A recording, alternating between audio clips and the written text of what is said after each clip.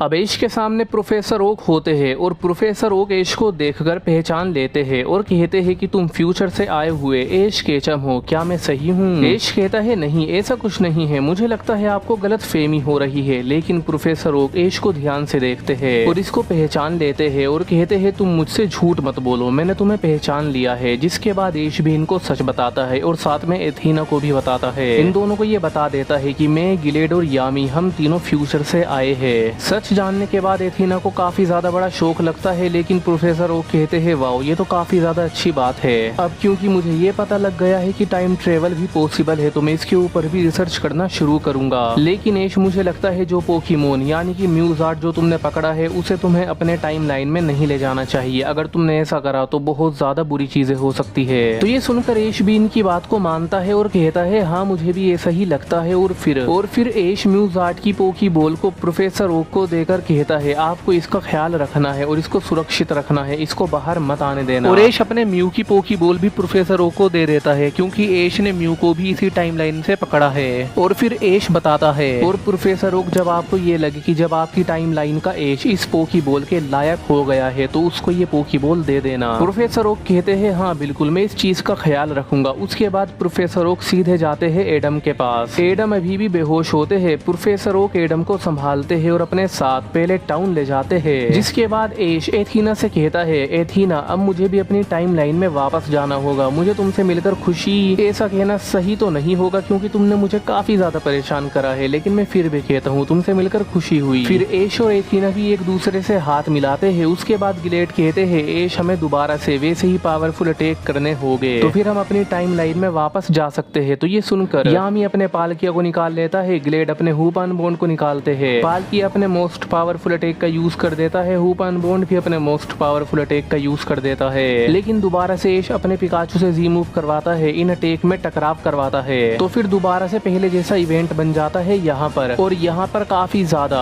Thunder strike भी होने लगती है और यहाँ पर एक ब्लैक होल खुल जाता है। उसके अंदर ऐश, गिलेड और यामी और इनके पोकेमोन चले जाते हैं। अगले सीन में हम देखते हैं कि ये तीनों अपनी टाइमलाइन में वापस आ जाते हैं और यहाँ पर ऐश और गिलेड यामी को पकड़ के पुलिस को देने की कोशिश करते हैं। ऑफिसर जेनिस को अरेस्ट करके अपने साथ भी ले जा रही होती है, लेकिन तभी थोड़ी सी आगे जाने के बाद एक मेगा सेलेमेंस आता है और ऑफिसर जेनी के ऊपर हमला कर देता है। यामी इस मेगा सेलेमेंस पर बैठ जाता है और मौके का फायदा उठाते हुए यहाँ से भाग जाता है। ऐश और गिलेड भी ये देख लेते हैं बट वो उसे रोक नहीं पाते। अगले सीन में हम देखते हैं कि ऐश और गिलेड ये अपने कासल में आ जाते हैं। यहाँ पर ये दोनों एडन और नोएला से मिलते हैं। ये सब एक दूसरे से बातें करते हैं। ऐश और गिलेड इनको पूरी कहानी बताते हैं कि इनके साथ क्या हुआ था। उसके बाद ऐश कुछ दिन अपनी टीम के साथ रहता है, मिशन करता है जो कि पोकेमोन मास्टर की तरफ से आते हैं। ऐश अपनी रैंक को बढ़ाने की कोशिश कर रहा होता है। जितने ऐश मिशन कंप्लीट करता है उसकी रैंक उतनी ही ऊपर आती है क्योंकि यहाँ पर गोल्डन डाउन जैसी बहुत सारी टीम्स है और जो सबसे आगे रहेगी वही पोकेमोन मास्टर बनने के सबसे ज्यादा करीब होगी। और फिर एक दिन ऐश की टीम एक मिशन कर रही होती है। इस मिशन के अंदर ऐश और नोएला होते हैं। ये दोनों एक डंजन के अंदर होते हैं और यहाँ पर ऐश की मुलाकात बिरोक के साथ भी होती है।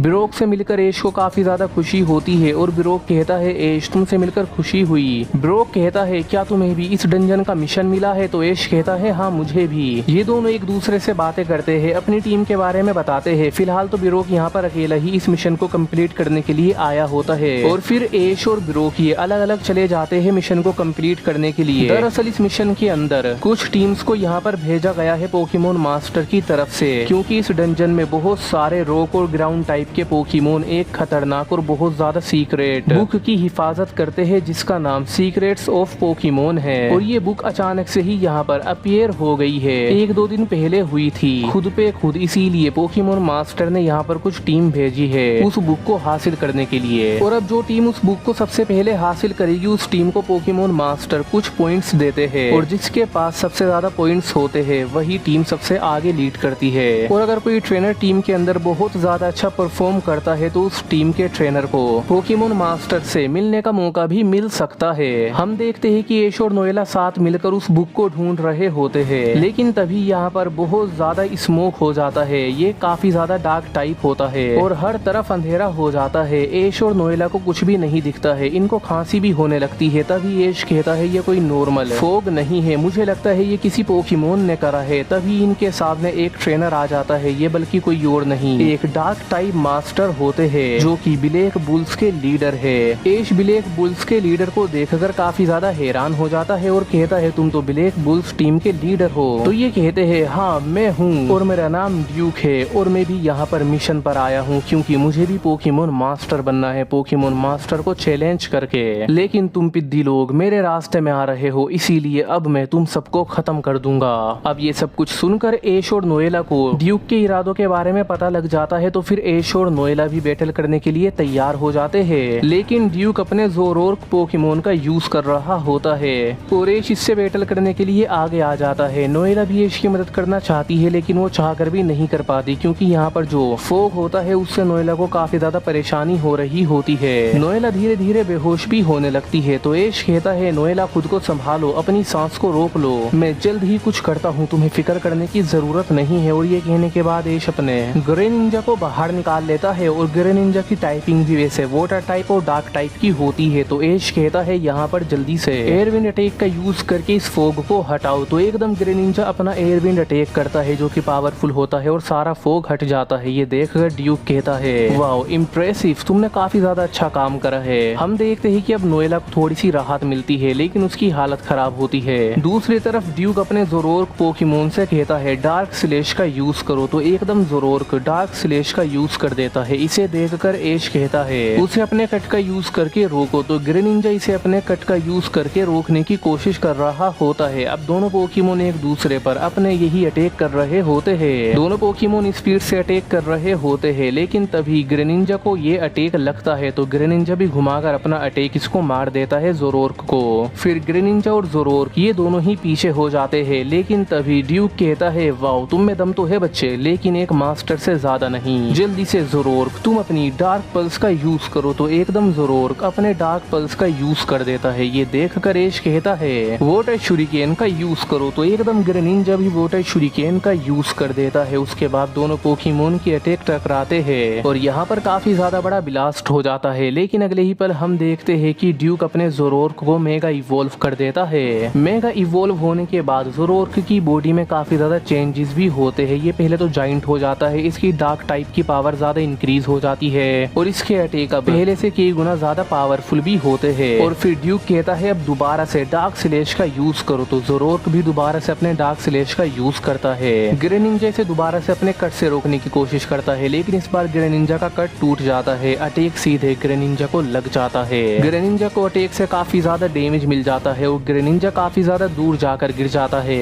ये देखकर एश कहता है ग्रेनिंजा क्या तुम ठीक हो? तो ग्रेनिंजा हिम्मत करके उठता है। उसके बाद एश और ग्रेनिंजा कनेक्ट होते हैं और ये बन जाता है एश ग्रेनिंजा बॉन्ड इवोल्व हो जाता है। बॉन्ड एवोल्यूशन को देखकर ड्यूक काफी ज्यादा इम्प्रेस होता है और बताता है मैंने अपनी लाइफ में तुम्हारे जैसा एक ट्रेनर देखा है, उसके पास भी एक ऐसा पोकेमोन था जो कि बॉन्ड इवोल्व होता था बिना किसी मेगा स्टोन से। ये सुनकर एश पूछता है वो ट्रेनर कौन है और उसका वो पोकेमोन कौन सा था? ड्यूक बताता है बस तुम इतना समझ लो कि वो ट्रेनर मुझसे और तुमसे तो कई गुना ज्यादा पावरफुल है और उसके पास जो बॉन्ड एवोल्यूशन वाला पोकेमोन है वो ग्रेनिंजा भी नहीं है बल्कि इससे कई गुना अच्छा पोकेमोन और ताकतवर पोकेमोन है। ये सुनकर एश को ये जानने की काफी ज्यादा क्यूरियोसिटी तो हो जाती है कि वो कौन है लेकिन ड्यूक नहीं बताता और हम देखते हैं कि ड्यूक का जोरोर्क मेगा जोरोर्क ग्रेनिंजा पर हमला कर देता है। तो एश ग्रेनिंजा भी जोरोर्क के ऊपर अटैक कर देता है। दोनों पोकेमोन लड़ रहे होते हैं, दोनों के अटैक काफी ज्यादा इम्प्रेसिव होते हैं। जोरोर्क अपनी डार्क शेडो बॉल का यूज करता है तो ग्रेनिंजा भी अपने इन्फर्नो वाटर बॉल अटैक का यूज करता है। दोनों पोकेमोन के अटैक में टकराव होकर बेकार हो रहे होते हैं लेकिन एश कहता है एरियल एस का यूज करो। तो ग्रेनिंजा अपने एरियल एस का यूज कर देता है। जोरोर्क इससे बचने की कोशिश करता है बट अटैक जोरोर्क को लगता है। जोरोर्क दूर जाकर गिरता है, डैमेज ले लेता है और ये देखकर फिर से ड्यूक कहता है तुम में वाकई में दम है, लगता है तुमने मुझे मजबूर कर दिया है मेरी पूरी ताकत इस्तेमाल करने पर। एश कहता है वो अच्छा तो चलो दिखाओ तुम्हारी पूरी ताकत क्या है। उसके बाद ड्यूक अपने जोरोर्क की पूरी ताकत लगाता है और दिखाता है एक टीम लीडर कितना पावरफुल हो सकता है और अपने जोरोर्क को मेगा एवोल्यूशन की लेवल 50 पर लेकर आ जाता है। और ये देखकर एश कहता है वाओ अब तो बैटल में मजा आने वाला है। लेकिन ड्यूक कहता है तो बच्चे तुम्हें क्या लगता है तुम मुझे अभी भी हरा सकते हो? एश मुस्कुराता है और कहता है हाँ। और ये कहने के बाद एश भी अपने ग्रेनिंजा को बॉन्ड एवोल्यूशन की लेवल 50 पर लेकर आता है। पावर को मेंटेन रखने की कोशिश करता है एश के चम। दोबारा से ये दोनों ट्रेनर लड़ने के लिए तैयार होते हैं। सो बस गाइस इस एपिसोड में इतना ही। So don't forget to like share and subscribe. मैं मिलता हूँ आपसे अपनी किसी नेक्स्ट वीडियो में, तब तक के लिए बाय।